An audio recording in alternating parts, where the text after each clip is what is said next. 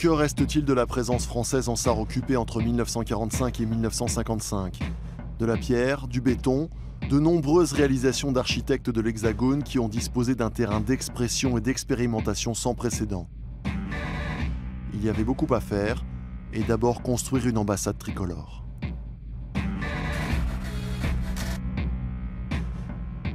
Pingusson a eu cette autorité et cette force de tout ramener en limite de terrain, ce qui a la limite qui souligne le bâtiment, ou c'est le bâtiment qui souligne cette option, ce choix, et qui dégage le parc. C'est merveilleux. L'ambassade dessinée par l'architecte français Pingusson reflétait la volonté politique de l'occupant d'influer sur la destinée sarroise, en privilégiant l'autonomie et l'indépendance par rapport à la réintégration dans la République fédérale.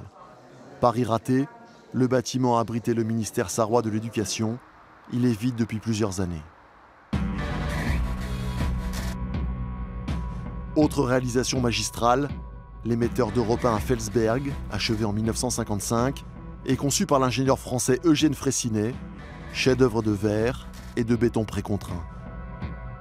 Les architectes actifs ici, en Sarre occupée, mais en même temps ils avaient des chantiers en France, Pingusson donc dans la Moselle.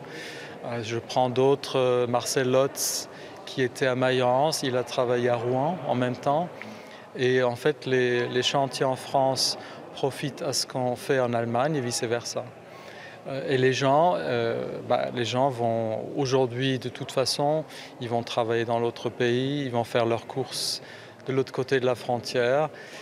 Moi, je pense que les gens, les habitants, sont plus mobiles ou plus transfrontaliers que les institutions. Pendant 10 ans, les architectes français ont devancé les volontés politiques en Sarre et en Moselle, comme en témoignent aujourd'hui encore les réalisations à Forbach dans le quartier du Wiesberg d'Émile Aillot. Cette période phare de l'architecture hexagonale a longtemps été éclipsée par les travaux plus connus d'autres grands noms de la construction française, comme Le Corbusier. La Sarre les remet à l'honneur, leur rend justice et hommage.